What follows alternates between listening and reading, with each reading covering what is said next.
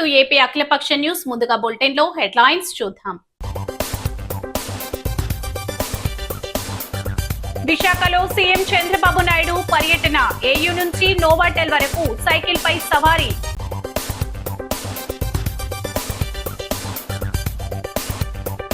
Sir కార్యక్రమాన్ని విజయవంతం చేయాలి. Rajamahendravaram rural MLA Gorantla. 10వ డివిజన్ అభివృద్ధికి 11 కోట్లు ఖర్చు చేశాం. Rajamahendravaram city MLA Adireddy Srinivas.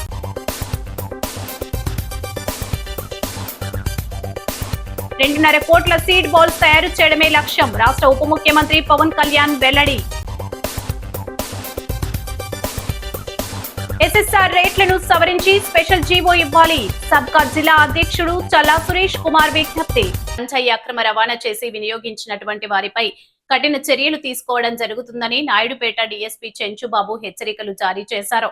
తిరుపతి జిల్లా నాయుడుపేట అర్బన్ పోలీస్ స్టేషన్ లో సిఐ వెంకటేశ్వర్లు, ఎస్ఐ శివశంకర్లతో కలిసి అక్రమంగా పట్టుబడిన గంజాయి వివరాలను వెల్లడించారు. ఈ సందర్భంగా డీఎస్పీ చెంచుబాబు మాట్లాడుతూ నాయుడుపేటకు చెందిన కొత్తపల్లి సురేష్, నూర్ బాషా, సుభాన్, నట్టేటి సుధీర్లు పాల్గొని ఓ వ్యక్తి వద్ద అక్రమంగా గంజాయిని కొనుగోలు చేసి చిన్న చిన్న ప్యాకెట్ల చొప్పున విక్రయాలు చేస్తున్నట్లు సమాచారం రావడంతో వారిని అదుపులోకి తీసుకుని వారి వద్ద నుంచి సుమారు 2 లక్షల విలువ చేసే 2.250 గ్రాముల గంజాయిని స్వాధీనం చేసుకోవడం జరిగింది.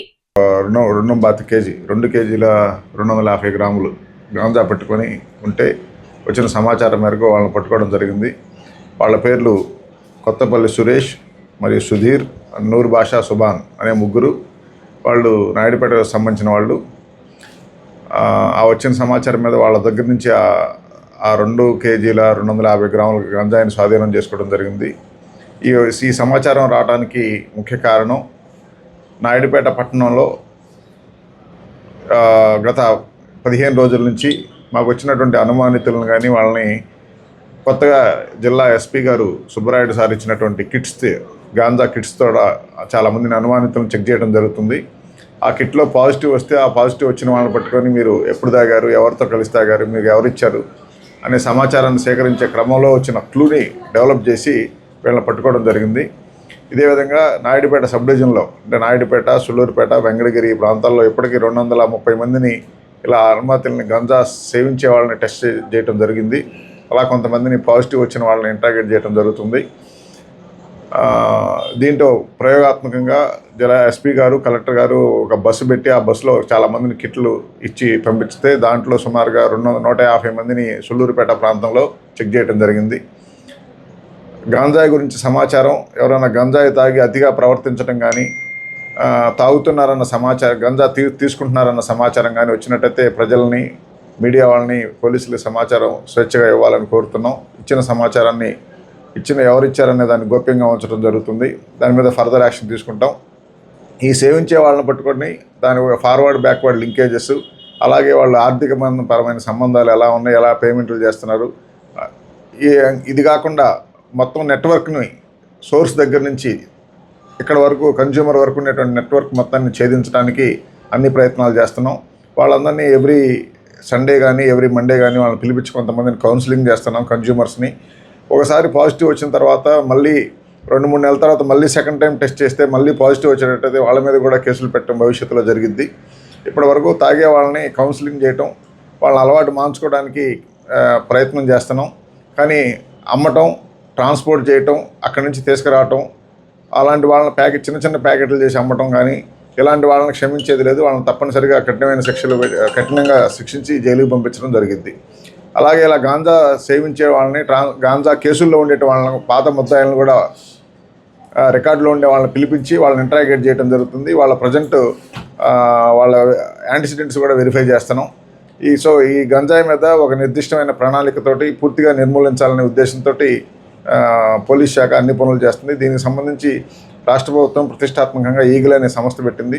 ఆ ఈగిల్ సంస్థ ద్వారా సమాచారాన్ని సేకరించడం, ఇంటిగ్రేటెడ్గా బస్సులు, రైళ్లలో కూడా సర్ప్రైజ్ చెకింగ్లు చేయటం, లాడ్జెస్లో చెక్ చేయటం, ఇవన్నీ కూడా జరుగుతూ ఉన్నాయి.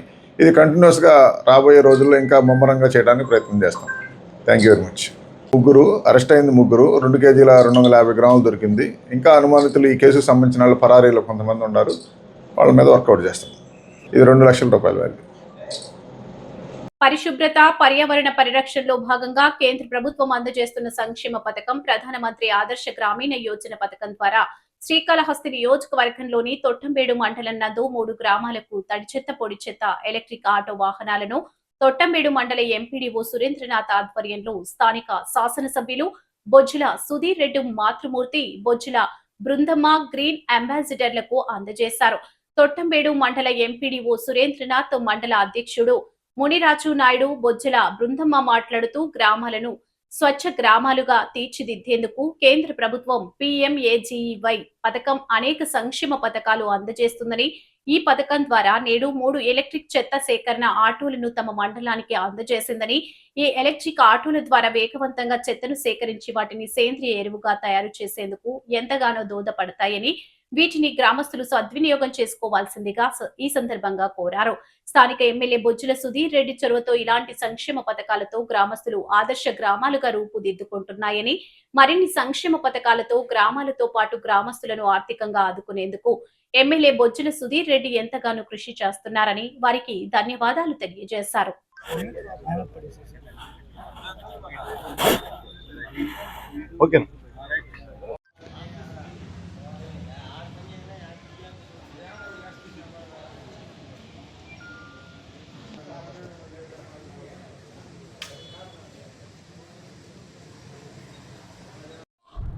అందరికీ నమస్కారం.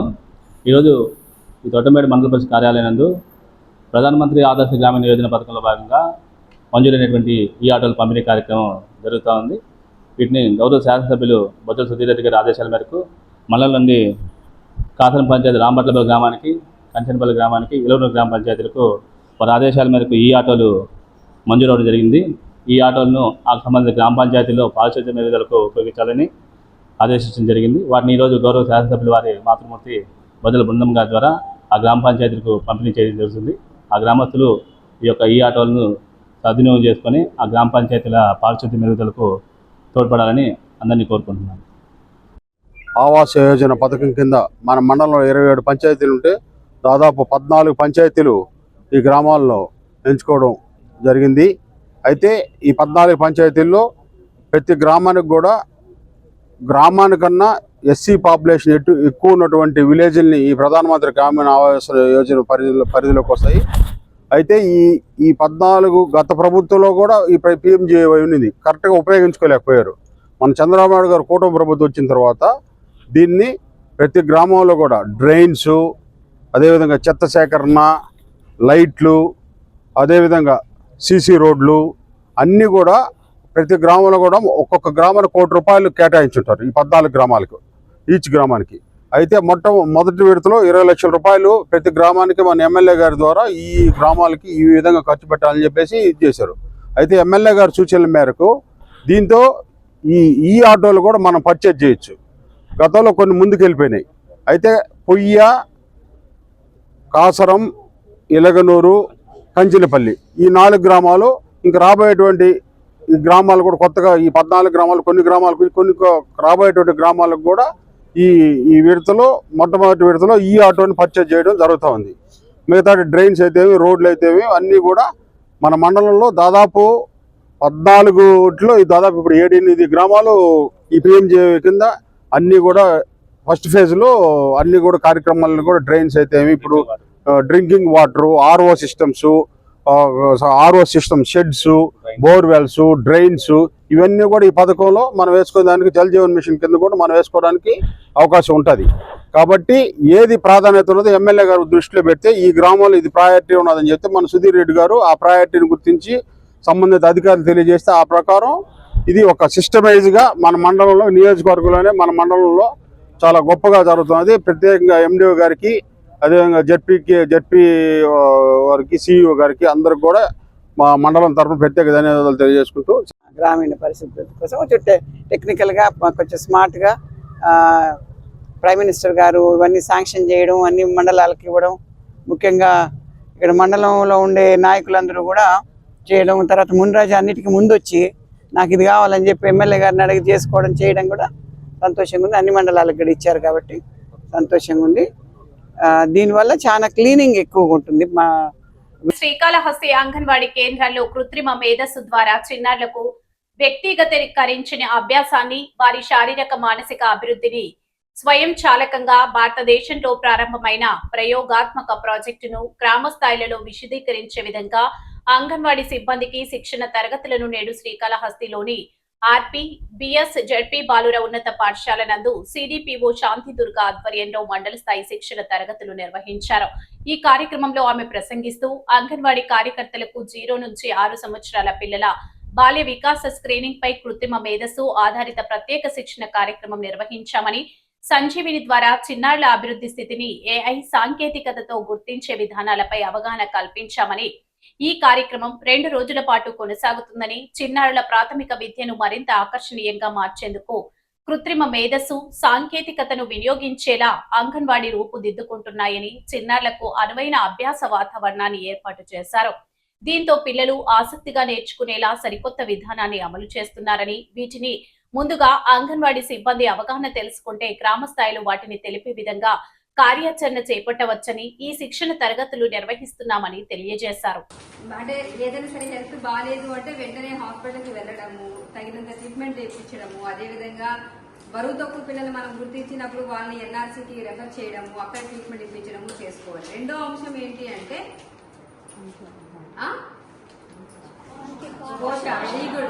Very good super. పోషణ అనేది ఇవ్వాలి. పోషణ అంటే అడిక్వేట్ ఫుడ్ ఇవ్వాలి, అంటే సరిపోయేంత పోషణ ఇవ్వాలి. పోషణ అనే దాంట్లో మన పదంలోనే మనం గుర్తుపెట్టుకోవచ్చు. సరిపోయే పోషణ అనేది ఇవ్వాలి అంటే మీకు అందరికీ తెలుసు, 6 నెలల వరకు కేవలం తల్లిపాలే ఇవ్వాలి. ఆ తర్వాత 7వ నెల నుంచి అనుబంధ పోషణ అన్ని రకాల ఆహార పదార్థాలన్నింటినీ కూడా మనము వాళ్ళకి ఇవ్వడం ఇవ్వాలి. అన్ని రకాల పదార్థాలు మనము వాళ్ళకి ఇవ్వాలి. తర్వాత మళ్ళీ 2 సంవత్సరాలు అన్ని మళ్ళీ ఏంటి అందులోనే మనం జాగ్రత్తలు తీసుకోవాలి. పిల్లలకి ప్రేమతో కేరింగ్ రెస్పాన్సివ్ ఫీడింగ్ ఉండాలి. పోషణ సరిపోయే పోషణ ఇవ్వడంతో పాటు 3వ అంశం ఏంటంటే వాళ్ళ పట్ల శ్రద్ధతో మనం రెస్పాన్సివ్ ఫీడింగ్ అంటే బాధ్యతతో కూడిన భోజనం. అంటే మనం 7 నెలల తర్వాత పిల్లలందరూ కూడా మనం అందరూ భోజనం చేస్తుంటే రండి అని చెప్పి పిల్లలు వస్తూ ఉంటే ఒక ప్లేట్ లో మనం తింటూ ఒక ముద్ద పెడతాం. అట్లా అమ్మ ఒకటి, నాన్న ఒకటి, అమ్మమ్మ ఒకటి అలా ముద్ద పెడేస్తాం. అక్కడికి ఫుడ్ తినేసినాడు బిడ్డ అనేసి అనుకుంటాం కదా, కానీ అది కాదు. రెస్పాన్సివ్ ఫీడింగ్ అంటే ఆ అబ్బాయికి అంటూ ఒక బౌల్, దాంట్లో అన్ని రకాలైన పదార్థాలు, ఆహార పదార్థాలు పెట్టి, సో అన్ని పోషక పదార్థాలు మేడం చూపించారు కదా ఒక వీడియో, అందులో చెప్పిన విషయాలు అన్ని పదార్థాలు ఉన్నాయా, ఆకుకూరలు ఉన్నాయా, పప్పు ఉందా, దానికి నెయ్యి ఉందా, వెజిటేబుల్స్ ఉన్నాయా, ఇవన్నిటిని కూడా బాగా చేసి కిచిడీ టైప్ లో చేస్తారా, మీకు నచ్చినట్టు చేసి పెట్టడం అనమాట. సో ఇది రెస్పాన్సిబుల్ ఫీడింగ్ అనమాట. అనేది ప్రతి రోజు చెయ్యాలి, ఒక రోజు చేసేసి వదిలేసేది కాదు, అలా చేయాలి. ఇంకో అంశం ఏంటి, పిల్లల్ని శ్రద్ధ తీసుకోవడంలో ఇంకో అంశం ఏంటి, పరిశుభ్రత. తర్వాత రక్షణ మరియు భద్రత, చాలా కేరింగ్. పిల్లల్ని చాలా ఆ దశలో చాలా శ్రద్ధ చూపించారు కదా, చాలా కేర్ చూపించారు కదా. సో ఆ విధంగా వాళ్ళని సంరక్షణ అనేది చాలా తీసుకోవాలి అనేది మీకు చెప్పడం గుర్తుపెట్టుకోండి. చాలా విషయాలు మనం ఈరోజు ఈవినింగ్ వరకు మాట్లాడుకుంటాము, అందులో కొన్ని విషయాలు తెలపడం జరుగుతుంది. సో ఇవన్నీ కూడా ఏంటంటే మనము ఎక్కువ ఈ లోపాలు అనేది ఏదైతే మేడం చెప్పిన 4 డిఫెక్ట్స్ ఏవైతే ఉన్నాయో ఆ డిఫెక్ట్స్ ని ఐడెంటిఫై చేసి ఆ పిల్లల లైఫ్ ని బెటర్గా అప్పుడే చిన్న వయసులోనే ఉండే సమస్యను గుర్తించి మనము వాళ్ళ భవిష్యత్తులో మంచి హెల్తీగా జీవించేది చేయాలి. సరే, ఇదంతా ఎందుకు నవచేతన అంటే మీకు అందరూ తెలుసు, మెదడులో న్యూరాన్స్ ఉంటాయి. న్యూరాన్స్ అభివృద్ధి ప్రతిసారి మన ప్రాజెక్ట్ మీద సెక్టార్ మీద చెప్తున్నాం కదా, మెదడు అభివృద్ధి ఎప్పుడు జరుగుతుంది అనేసి. ఎప్పుడు జరుగుతుంది? 2 సంవత్సరాల లోపలే 80% జరిగిపోతుంది. 6 సంవత్సరాల లోపల 5 సంవత్సరాల లోపల 90% అయిపోతుంది. అంటే మనం అనుకుంటాం పిల్లలు మాట్లాడడం లేదు అని, కానీ మీకు వీడియోస్ చూపిస్తారు చూడండి, మనకి రిప్లై ఇవ్వరు, అన్ని అర్థమవుతాయి. మీకు ఏమి అర్థమవుతుందో అన్ని పిల్లలకు అర్థమవుతుంది, కాబట్టి ఏం అర్థం కాదు కదా అని చెప్పి ఎలా పడితే అలా వాళ్ళ ముందు ప్రవర్తించడం చేయకూడదు. మంచిగా మనం అలవాట్లు కానీ ఆహారం అన్ని చేస్తే వాళ్ళకి మంచి అలవాటు మంచి ఇది వస్తుంది. సరేనా? సో కాబట్టి ఈవినింగ్ వరకు సూపర్వైజర్స్ చక్కటి క్లాసెస్ చెప్తారు. ఇవన్నీ కూడా వినవలసిందిగా కోరుతున్నాను. ఓకే, ఈ బ్రేక్ తీసుకోండి. మళ్ళీ వీరి దగ్గర ఎక్సర్సైజ్. శ్రీకాళహస్తిలోని ఆర్పీజెడ్పీ బాలుర ఉన్నత పాఠశాల ప్రాంగణంలో నిర్వహిస్తున్న Bojjala Gopalakrishnareddy memorial all India 2 series badminton championship పోటీలు శనివారం ఘనంగా ప్రారంభమయ్యాయి. ఈ కార్యక్రమానికి ముఖ్య అతిథిగా స్థానిక ఎమ్మెల్యే బొజ్జల సుధీర్ రెడ్డి తల్లి బొజ్జల బృందమ్మ హాజరై జ్యోతి ప్రజ్వలన చేసి క్రీడా పోటీలను ప్రారంభించారు. ఈ సందర్భంగా ఆమె మాట్లాడుతూ క్రీడలు యువతలో క్రమశిక్షణ, ఆత్మవిశ్వాసం, పోటీతత్వాన్ని పెంపొందిస్తాయన్నారు. గెలుపు ఓటములు క్రీడల్లో సహజమని, ప్రతి క్రీడాకారుడు తన ప్రతిభను మెరుగుపరుచుకుని ఉన్నత శిఖరాలను అధిరోహించాలని సూచించారు. జాతీయ అంతర్జాతీయ స్థాయిలో రాణించి దేశానికి కీర్తి తీసుకురావాలని ఆకాంక్షించారు. దేశంలోని పలు రాష్ట్రాల నుంచి వచ్చిన క్రీడాకారులు ఈ ఛాంపియన్షిప్ లో పాల్గొనడం శ్రీకాళహస్తికి గర్వకారణమని నిర్వాహకులు తెలిపారు. ప్రారంభ వేడుకల్లో క్రీడాకారులు, క్రీడా అభిమానులు, ప్రజాప్రతినిధులు, నిర్వాహకులు పెద్ద సంఖ్యలో పాల్గొన్నారు.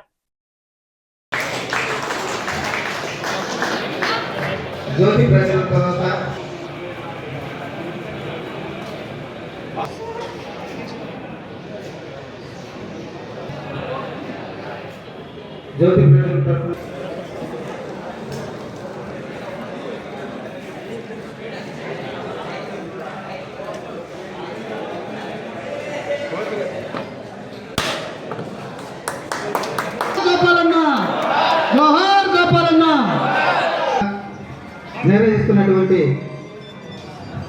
టోర్నమెంట్ కి విచ్చేసిన ప్రతి ఒక్కరికి స్వతంత్రమైనటువంటి మన బొజ్జల వెంకట సుధీరన్న గారిని కలవడం జరిగింది.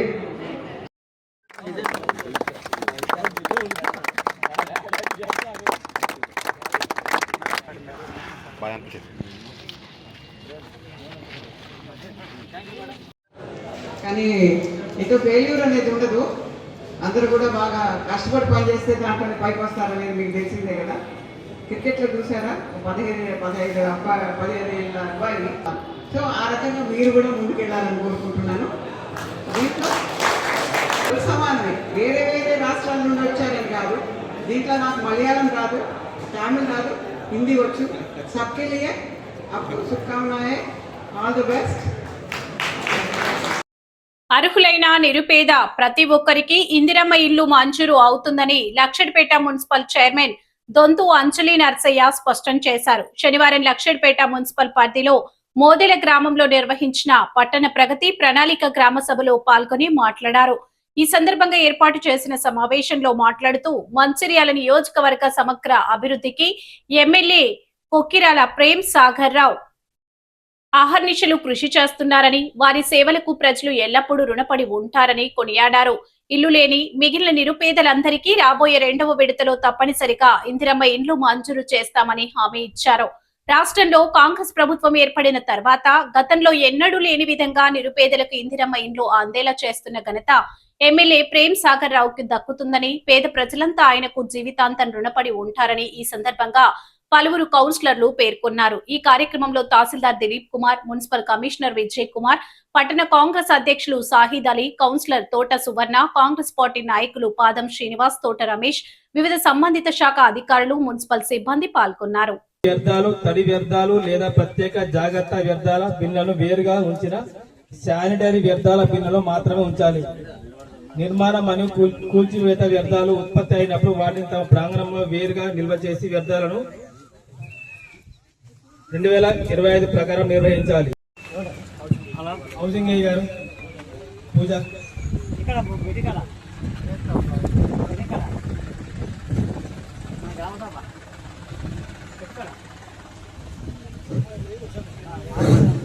ప్రజాపాలన ప్రగతి ప్రణాళిక 99 రోజుల కార్యాచరణ ప్రణాళిక భాగంగా ఈ రోజు 6వ వార్డు మొదలలో వివిధ డిపార్ట్మెంట్స్ కూడా మాట్లాడడం జరిగింది. అన్న రాజన్న కూడా చాలా బాగా వివరించారు, చైర్మన్ గారు కూడా చాలా బాగా చెప్పడం జరిగింది. అలాగే ఎంఆర్ఓ గారు కూడా ఓటర్ దాని కోసం కూడా హెల్ప్ చేయాలనేది కూడా చెప్పడం జరిగింది.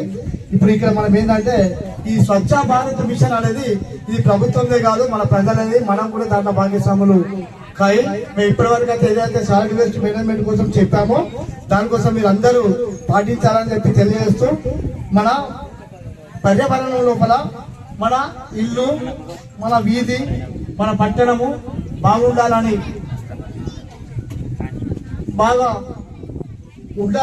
మీ అందరికీ తెలియజేస్తూ మనము పరిశుభ్రంగా ఉన్నప్పుడే మన వీధి కూడా పరిశుభ్రంగా ఉంటుంది. ఎలాంటి రోగాలు కానీ అంటువ్యాధులు కానీ రాకుండా ఉండగలుగుతుంది.